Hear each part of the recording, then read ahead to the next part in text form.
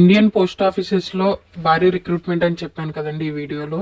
So ఈ video ending లో కూడా చెప్పాను, ఎవరికైనా అప్లికేషన్ ప్రాసెస్ కావాలంటే ఎస్ అని పెట్టండి అని. సో నేను ఇప్పుడు అప్లికేషన్ ప్రాసెస్ చూపిస్తున్నాను. కామెంట్ సెక్షన్ లో అప్లై చేయడానికి లింక్ ఇచ్చాను, ఆ లింక్ క్లిక్ చేయండి. లేదంటే గూగుల్లోకి వెళ్ళి India post GDS online.government.in type చేయండి. ఇలా చూపిస్తుంది, ఇది క్లిక్ చేయండి. క్లిక్ చేయగానే ఇలా ఓపెన్ అవుతుంది. సో నోటిఫికేషన్ పోస్టులు ఇండియా వైడ్ గా కాబట్టి ఇక్కడ స్టేట్స్ ఇచ్చారు కదా, అక్కడ మన స్టేట్ క్లిక్ చేసి స్టేట్ లో ఎన్ని పోస్టులు ఉన్నాయి, డిస్ట్రిక్ట్ లో ఎన్ని ఉన్నాయి, మన సిటీ వైజ్ ఎన్ని పోస్టులు ఉన్నాయో చెక్ చేసుకోవచ్చు. ఇక్కడ సెలెక్ట్ డివిజన్ క్లిక్ చేసి వ్యూ పోస్టులు కొడితే మీకు ఎన్ని పోస్టులు ఉన్నాయో మీకు అవైలబిలిటీ తెలుస్తుంది. రిజిస్ట్రేషన్ ప్రాసెస్ లోకి వెళ్లే ముందు మీరు మీ 10th క్లాస్ సర్టిఫికేట్ దగ్గర పెట్టుకోండి, లేదంటే మొబైల్లో ఉన్నా పర్లేదు. అందులో చూసి మీ డీటెయిల్స్ కరెక్ట్ గా ఎంటర్ చేయాలి. మీ నేమ్ వచ్చి 10th క్లాస్ సర్టిఫికేట్ ఎలా ఉందో అలా ఎంటర్ చేయాలి, మార్క్స్ ఎంటర్ చేయాలి. కాబట్టి సో ముందుగానే మీ దగ్గర ఉంచుకుంటే మనకి ఈజీగా మనం వెంటనే అప్లై చేసేసుకోవచ్చు. ఇప్పుడు మనం రిజిస్ట్రేషన్ ప్రాసెస్ లోకి ఎంటర్ అయిపోదాం, ఎలా రిజిస్టర్ చేసుకోవాలనేది. స్టేజ్ 1 రిజిస్ట్రేషన్ అని కనిపిస్తుంది కదా, అది క్లిక్ చేయండి. రిజిస్ట్రేషన్ క్లిక్ చేయండి. క్లిక్ చేయగానే ఇలా ఓపెన్ అవుతుంది. ఇక్కడ ఏమేం డీటెయిల్స్ ఇవ్వాలో ఒకసారి క్లియర్ గా చూసేద్దాము. మొత్తం 10 డీటెయిల్స్ ఇక్కడ ఎంటర్ చేయాలి. ఫస్ట్ పేజ్ లో లైన్ గా చూసేద్దాం. 1 అని ఉంది కదండి, అక్కడ మొబైల్ నెంబర్, మీ మొబైల్ నెంబర్ ఎంటర్ చేయాలి. ఎంటర్ చేసి వ్యాలిడేట్ మొబైల్ నెంబర్ అని క్లిక్ చేయాలి. అప్పుడు మన ఫోన్ కి ఒక OTP వస్తుంది, ఆ OTP ఎంటర్ చేయాలి. OTP ఎంటర్ చేయగానే మనకి ఇలాగా గ్రీన్ కలర్ లో చూపిస్తుంది నెంబర్ వ్యాలిడ్ సక్సెస్ఫుల్లీ అని. అలాగే సెకండ్ పాయింట్ లో ఈమెయిల్, మీది మెయిల్ ఎంటర్ చేసి వ్యాలిడేట్ ఈమెయిల్ క్లిక్ చేయండి. సేమ్ అప్పుడు మీ మెయిల్ ఐడి కూడా ఒక OTP వస్తుంది, అప్పుడు వ్యాలిడేట్ అయితే సక్సెస్ఫుల్ అయినట్టు. థర్డ్ పాయింట్ లోకి వస్తే అప్లికెంట్స్ నేమ్ అని ఉంది. ఇప్పుడు అప్లై ఎవరు చేస్తున్నారో వాళ్ళ నేమ్ ఎంటర్ చేయాలి. నేను ఇందాక రిజిస్ట్రేషన్ ప్రాసెస్ స్టార్ట్ అయ్యే ముందు మీ 10th క్లాస్ సర్టిఫికేట్ దగ్గర పెట్టుకోమన్నాను కదండి. సో ఇప్పుడు 10th క్లాస్ సర్టిఫికేట్ లో మీ నేమ్ ఎలా ఉందో ఇక్కడ థర్డ్ పాయింట్ లో మీ నేమ్ ఎంటర్ చేయండి. అండ్ ఫోర్త్ పాయింట్ లో వచ్చి మీ ఫాదర్ నేమ్ ఎంటర్ చేయండి. 10th క్లాస్ సర్టిఫికేట్లో ఎలా ఉందో మీ date of birth 10th class సర్టిఫికేట్లో ఎలా ఉందో అలా ఎంటర్ చేయండి. జెండర్ వచ్చి మీ జెండర్ ఎంటర్ చేయండి, మేలా ఫిమేలా ట్రాన్స్జెండర్ అని. ఇన్ కేస్ ట్రాన్స్జెండర్ అయితే ఇక 6th పాయింట్లో సెలెక్ట్ చేసుకోవాలి. 7th పాయింట్లోకి వస్తే కమ్యూనిటీ, మీది ఏ కమ్యూనిటీయో సెలెక్ట్ చేసుకోవాలి. 8th పాయింట్లో మీరు 10th క్లాస్ ఎక్కడ పాస్ అయ్యారో సెలెక్ట్ చేసుకోమంటుంది. ఇన్ కేస్ మీకు తెలియకపోతే ఇక్కడ click here to know your circle అని ఉంది కదా, అది క్లిక్ చేయండి. ఇక్కడ మీ డీటెయిల్స్ బట్టి మీరు ఎక్కడ చదివారు మీ సర్టిఫికేట్లో ఉంటుంది కదా, దాన్ని బట్టి మీరు మీ సర్కిల్ సెలెక్ట్ చేసుకోండి. నెక్స్ట్ వచ్చి year of passing, secondary school అని ఉంది కదా 9th పాయింట్లో, సో అది కూడా మీరు సెలెక్ట్ చేసుకోండి. ఏ ఇయర్లో పాస్డ్ అవుట్ అయ్యారు 10th క్లాస్ అన్నది. 10th పాయింట్ వచ్చి అక్కడ క్యాప్చర్ చూపిస్తుంది కదా, క్యాప్చర్ ఎంటర్ చేయాలి. మీరు ఇప్పుడు అప్లై చేస్తున్న సమయంలో ఏ క్యాప్చర్ చూపిస్తుందో అది ఎంటర్ చేసి సబ్మిట్ క్లిక్ చేయండి.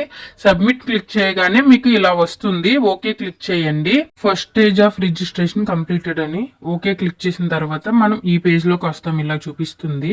మనం ఇందాక ఫస్ట్ స్టేజ్ లో 9 పాయింట్స్ పెట్టేసాం కదండి. ఇప్పుడు రిమైనింగ్ ఇవి ఉన్నాయి కదా 10 నుంచి 15 వరకు, అవి కూడా ఇప్పుడు ఫిల్ చేద్దాము. 10th పాయింట్ లో మీ ఆధార్ కార్డ్ నెంబర్ ఎంటర్ చేయండి.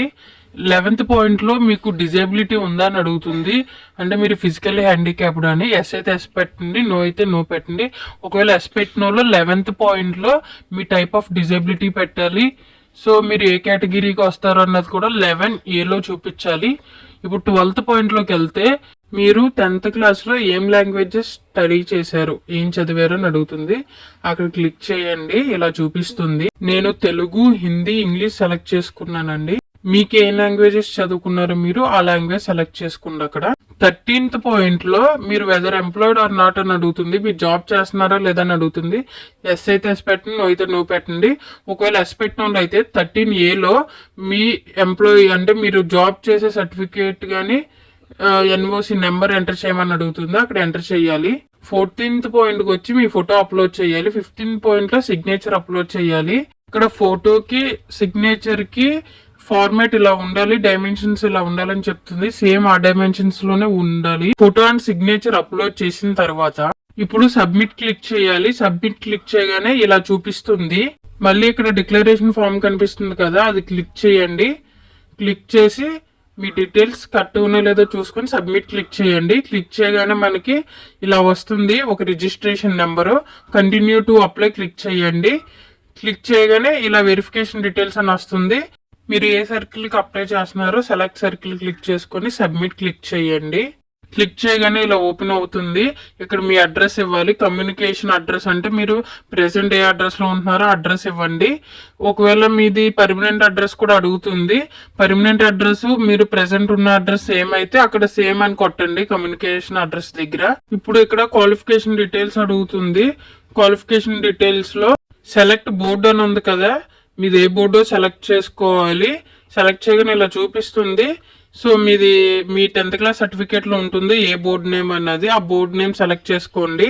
సెలెక్ట్ రిజల్ట్ టైప్ అని క్లిక్ చేయండి. ఇలా చూపిస్తుంది. మీది గ్రేడ్స్ అయితే గ్రేడ్స్, పాయింట్స్ అయితే పాయింట్స్ క్లిక్ చేసుకోండి. నేను పాయింట్ సెలెక్ట్ చేశాను. సో ఇలా వస్తుంది. సో అక్కడ మీరు ఏ లాంగ్వేజెస్ చదివారు, మీ 10th క్లాస్ లో వచ్చిన మార్క్స్ పాయింట్స్ అక్కడ ఇవ్వండి.